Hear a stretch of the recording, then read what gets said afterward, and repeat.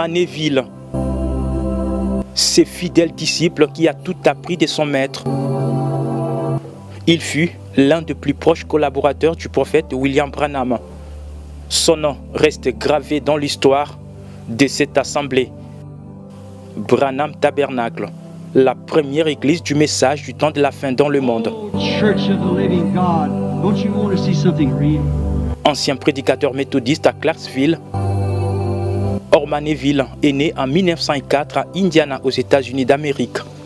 Baptisé dans l'eau par le prophète, Frère Neville est devenu pasteur associé de Branham Tabernacle en 1953. Un bon serviteur de Christ, il a assumé ses fonctions en toute humilité. Il avait un tempérament très doux.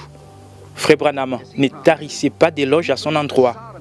I pray that you'll help our dear pastor, Brother Neville, make him large, full of grace and full of power. La mère du prophète, Ella Branham, aimait l'entendre prier.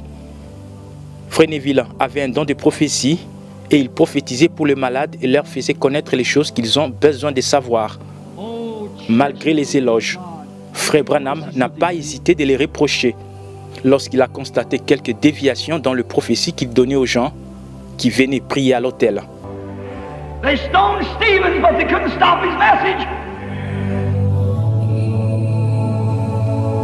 Orman Neville a été pasteur de ce tabernacle aux côtés de William Branham depuis les débuts des années 50 jusqu'au départ à la maison de Frère Branham en 1965. Frère Neville a continué d'être pasteur de l'église jusque vers les débuts des années 1970 quand Frère Willard Collins l'a remplacé en tant que pasteur. Ce dernier a fidèlement servi les croyants de Jeffersonville jusqu'à sa retraite en 2015 quand Frère Joseph Branham a alors été élu pasteur et Frère Samuel Barber, pasteur associé. C'est en 1974 que le pasteur Orman Neville est parti à la rencontre du Seigneur, âgé de 70 ans.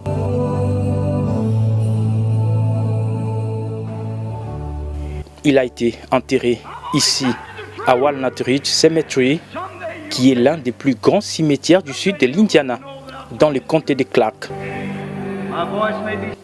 47 ans après sa disparition, le frère Orman Neville reste encore ancré dans la mémoire collective de nombreux croyants à travers le monde.